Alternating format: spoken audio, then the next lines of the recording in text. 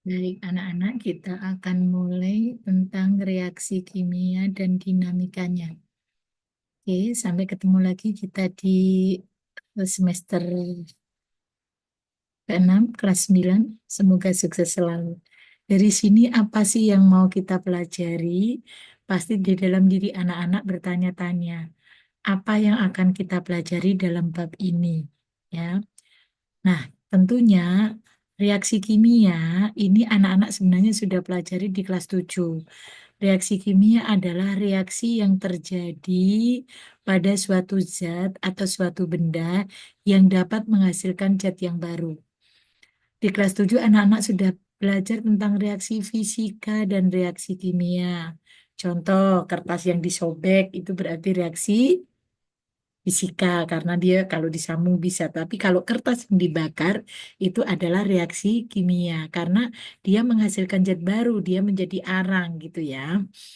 Jadi tidak bisa kembali ke bentuk semula. Nah, sekarang coba perhatikan gambar di bawah ini. Ketika anak-anak melihat pisang, pisang yang sudah ada reaksi kimianya, biasanya kan di dalamnya ada bintik-bintik apa kecoklatan gitu ya, atau kehitaman. Itu berarti sudah terjadi reaksi kimia. Kemudian ini ada kayu, kayu yang dibakar. Kayu yang dibakar itu juga termasuk reaksi kimia karena menghasilkan zat baru arang. Arang nggak bisa jadi kembali ke kayu. Kemudian besi yang berkarat ini tidak bisa kembali menjadi bagus lagi karena dia sudah bereaksi dengan udara, kena air hujan gitu ya. Kemudian ini ketika anak-anak di lab ini akan terjadi percampuran zat-zat itu juga reaksi kimia karena tidak bisa kembali ke bentuk semula. Misalnya anak-anak ada air putih, kemudian dikasih sirup, kemudian dikasih pewarna misalnya. Nah, itu namanya reaksi kimia. Dia kalaupun dipisahkan dia tidak bisa menjadi air putih lagi, tetapi akan menjadi air yang berwarna. Jadi menghasilkan zat baru kata kuncinya. Jika menghasilkan zat baru, maka itu adalah reaksi kimia. Nah, yang di sebelah sini ini adalah reaksi fisika. Kenapa bisa fisika, Bu? Karena dia tidak menghasilkan zat baru. Dia air ketika dimasukkan freezer, maka akan menjadi beku, membeku. Tapi ketika dikeluarkan dari freezer, maka akan mencair, bisa berbentuk seperti air lagi. Akan kembali ke keadaan semula. Itu disebut dengan perubahan fisika. Tapi di sini kita akan membicarakan tentang perubahan kimia. Nah, ini maka dapat disimpulkan bahwa perubahan kimia itu yang satu bisa menghasilkan zat baru. Tadi contohnya pisang yang membusuk, besi yang berkarat, kayu yang dibakar karena terjadi reaksi kimia. Dan tidak kembali ke zat semula atau bentuk semula. Tidak bisa kembali ke bentuk semula. Kalau perubahan fisika itu tidak menghasilkan zat baru, dapat kembali ke bentuk semula. Tadi contoh di atas kan es yang mencair. Jika dimasukkan ke freezer lagi, maka akan membeku, bisa kembali ke bentuk semula.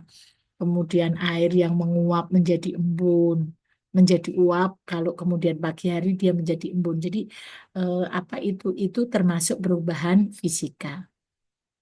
Nah, sekarang mari kita pikirkan bersama. Reaksi kimia itu terjadi pada saat ada perubahan kimia, ada perubahan yang ada di situ. Dalam reaksi kimia, zat yang kalian gunakan sebelum reaksi namanya pereaksi atau reaktan. Jadi sebelumnya itu reaktan. Sedangkan zat sesudahnya setelah bereaksi dinamakan produk suatu reaksi. Nah, contohnya, ketika anak-anak memasak nasi, nasi itu kan berarti beras yang dipususi, dibersihkan, kemudian dicampur dengan air. Beras ditambah dengan air. Ini namanya reaktannya, bereaksinya. Kemudian akan menjadi nasi. Nasi ini adalah produknya, hasilnya. Atau contoh lagi, misalnya anak-anak singkong, singkong yang dikukus kemudian dikasih peragian. Nah, namanya fermentasi reaksinya. Kemudian akan menjadi tape produknya. Tape tape singkong. Kalau tadi yang dikukus ketan Bu Septin, tape uli gitu ya. Nah, kalau di sini kita di Jakarta kan ketan uli gitu seperti itu. Jadi akan berbeda. Dia tidak bisa kembali ke keadaan yang semula. Nih, mari sekarang kita simak bersama-sama. Apa yang akan terjadi kalau anak-anak lihat di sini? Ada perubahan atom-atom yang terjadi pada suatu zat atom. Ingat kelas 7 anak-anak belajar. Atom itu dirinya sendiri. Ada atom hidrogen, ada atom oksigen, ada atom natrium, Na, dirinya sendiri. Ada atom kalsium, ada atom apa itu? eh,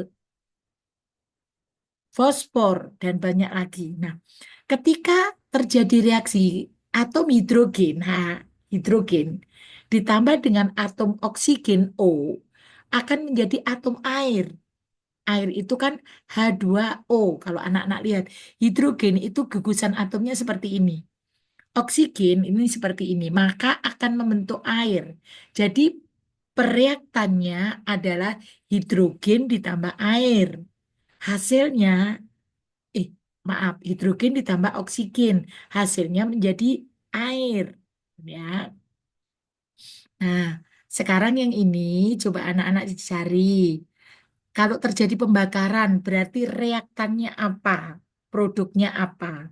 Besi berkarat, reaktannya apa? Produknya apa? Pencernakan ketika anak-anak makan, reaktannya apa, produknya apa. Begitu juga dengan fotosintesis, baterai yang sudah digunakan, fermentasi, kemudian mencuci tangan, memasak kue, itu dicari apa reaktannya, kemudian apa produknya. Di sini kan produknya udah kelihatan, misalnya roti. Roti itu berarti reaktannya awalnya dari apa, misalnya tepung ditambah apa, jadi apa gitu ya. Nah, kalau ini kita masuk ke persamaan kimia.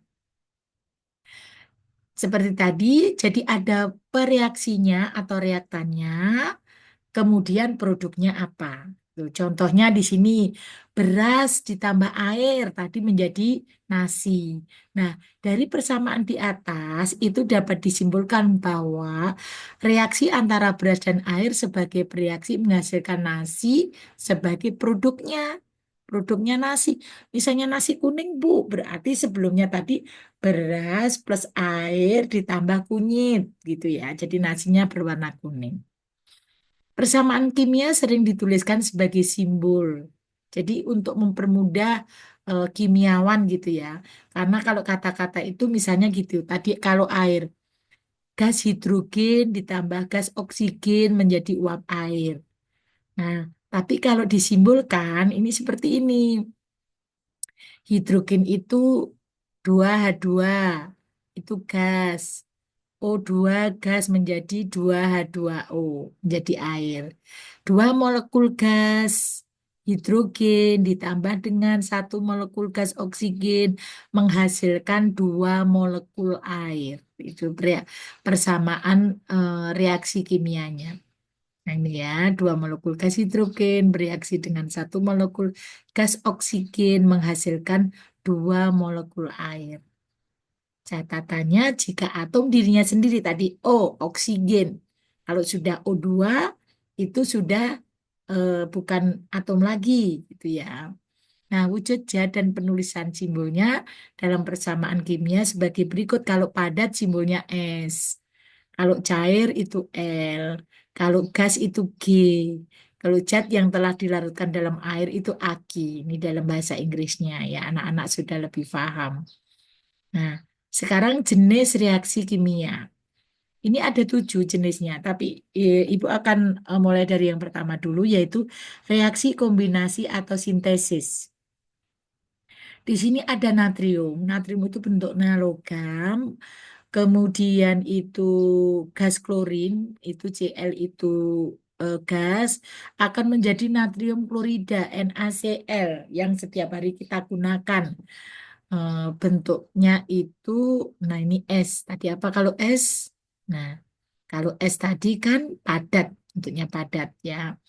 Jadi ini belum seimbang, maka untuk menyeimbangkannya 2Na ditambah Cl2 akan menjadi 2 NaCl. Nah, ini bagaimana Bu? Nanti kita tahu seimbang atau belumnya akan dipelajari lebih lanjut ketika nanti anak-anak sudah masuk di SMA.